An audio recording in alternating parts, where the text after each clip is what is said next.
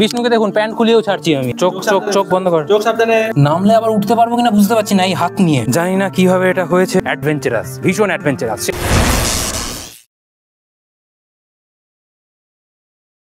নমস্কার বন্ধুরা, স্নেক সেভার brothers YouTube চ্যানেলে নতুন একটা উদ্ধার কার্য নিয়ে হাজির হয়ে গেছি। আমি শাশ্বত ঘোষ, আমার সাথে বিষ্ণু। তো বন্ধুরা, এখন যে জায়গাটা রয়েছি ভীষণ একটা সুন্দর, পিছনে আকাশটা ভীষণই সুন্দর। আমি একটু দেখানোর চেষ্টা করব যে আকাশটা বৃষ্টির পর খুবই সুন্দর লাগছে, মনোরম দিন। এই ভাইয়েরা আমাদেরকে ডেকেছে। এবার ভাই, তোমাদের নাম একটু বলে দাও। তোমার নাম কি? আমার নাম জিৎ কুশারি। জিৎ কুশারি। এই জায়গাটা কোথায় বলো? এটা বিক্রমপুর রেলগেট আর কি। রেলগেট মানে এখানে কোন স্টেশন রয়েছে? এখানে পাশেই সোনাডাঙ্গা স্টেশন।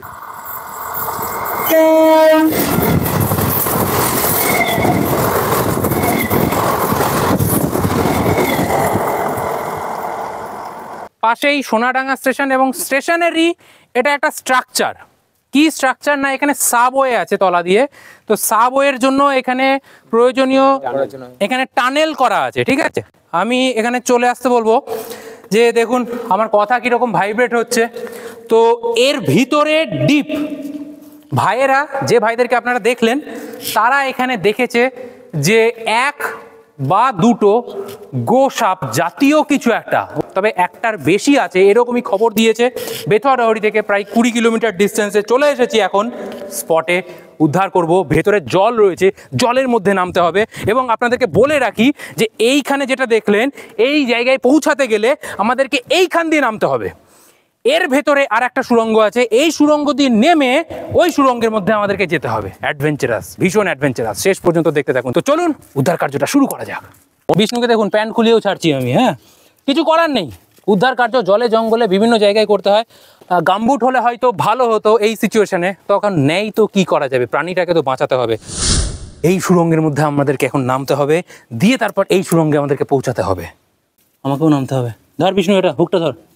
নামতে হবে, কিন্তু এই শিপগুলো কিন্তু একদম নরমাল, বিশেষ করে এইটা নড়বড় করছে। হ্যাঁ, সাবওয়ের ভিতর দিয়ে একটা কানেকশন রয়েছে, সেই কানেকশন দিয়ে এইখানে কিন্তু গোসাপটা ঢুকেছে। মানে আপনাদের মনে হতে পারে যে গোসাপটা এখানে হঠাৎ করে পড়লো কি করে, এখানে পড়েনি। গোসাপটা ঢুকেছে ওই সাবওয়ের ভেতরের টানেল দিয়ে, এই টানেল দিয়ে চলে এসেছে। তো চলুন নামা যাক। এই সত্যিই তো নড়বড় করছে রে এটা। নামতে পারবে কি তাই বলো? নামলে আবার উঠতে পারবো কিনা বুঝতে পারছি না এই হাত নিয়ে। কতটা ডিপ আছে? ও বাবা, নিচে শান আছে না মাটি আছে?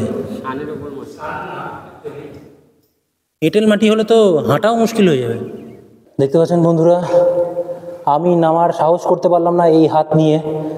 তো বিষ্ণু নেমেছে, কোমরের কাছাকাছি জল হয়ে গেছে। সাবধানে দেখিস, পড়ে যাস না। চল, নোংরা নোংরা পড়বে দেখিস।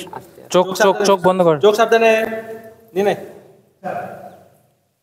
জল ছাঁচা হচ্ছে, দেখতে পাচ্ছেন। আমি যতটা দেখানো যায় আমি চেষ্টা করি। ভিতরে আর এক ভাই নেমেছে, এবং এদিকে বিষ্ণু রয়েছে, বিষ্ণুর হাত একজন ধরে রয়েছে। মনে হচ্ছে পাওয়া গেছে বন্ধুরা, দেখা যাক। স্টিক ছেড়ে দে, নেটটাকে পুরো রোল করে নে। ওই তো বিষ্ণুর হাতে চলে এসছে বন্ধুরা। লেজটা ধরে নে, শুধু দিয়ে ঝুলিয়ে রাখ, কোনো অসুবিধা নেই। দেখতে পাচ্ছেন বন্ধুরা। কার্তিক, এই দিক দিয়ে দে, আমি লেজটা ধরে নিই। লেজটা সমেত ধরো। হ্যাঁ, ধরেছি। চলো। দেখতে পাচ্ছেন বন্ধুরা, নেটের মধ্যে রয়েছে। একটু লেজটা ধরো তো ভাই, ধরে তো। হ্যাঁ বন্ধুরা, এক হাতে কাজ করা ভীষণ মানে চাপ হয়ে যাচ্ছে। হ্যাঁ, হুকটা পড়ে যায় না। এদিকে নিয়ে চলে।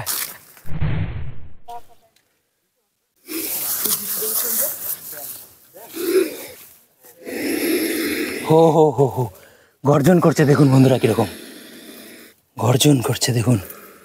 দীর্ঘদিন জলের মধ্যে ছিল। ও, এটা পা কাটা। দেখুন বন্ধুরা, পাটা কাটা এর। জানি না কিভাবে এটা হয়েছে। এটা অনেকদিন আগেরই কাটা। হ্যাঁ, দেখে তো বোঝা যাচ্ছে অনেকদিন আগের কাটা।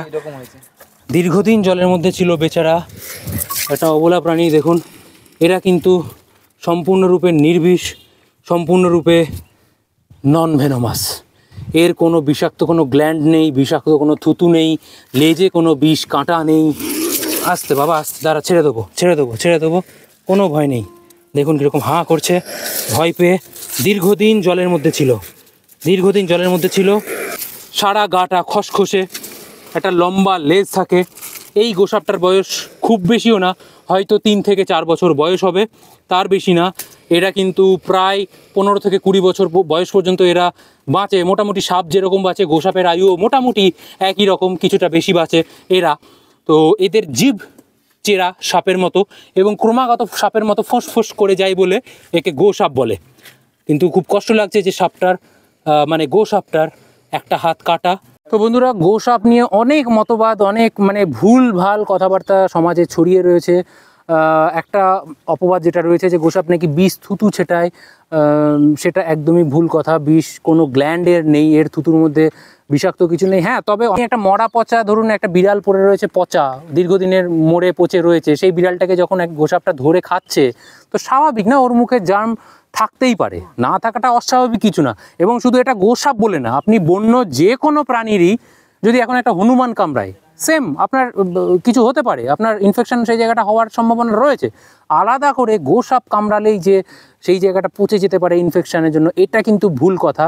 যে ধারণাটা রয়েছে যে গোসাপের আলাদা করে বিষ রয়েছে, সেই দাঁতে নাকি ইনফেকশন থাকে, এটা শুধুমাত্র গোসাপ বলে না, যে কোনো বন্যপ্রাণী তাদের দাঁতেই কিন্তু ইনফেকশন থাকতেই পারে। তো বন্ধুরা, সাপটাকে এখন আমরা স্বাভাবিকভাবেই এই পরিবেশে আমরা এখন ছেড়ে দিচ্ছি, কারণ এই মুহূর্তে আমাদের কাছে কিছু যদি ওষুধপত্র থাকতো তাহলে হয়তো কিছু ট্রিটমেন্ট করা যেত, কিন্তু আমরা বাড়ি থেকে অনেকটাই দূরে রয়েছি এবং একে এতটা দূর ক্যারি করে নিয়ে যাওয়াটাও একটু রিস্কি হয়ে যাবে, কারণ আমাদের কাছে সেই নেই। বাইকে আমরা 3 জন এসেছি, তো একে আমরা এখানেই ছেড়ে দিচ্ছি।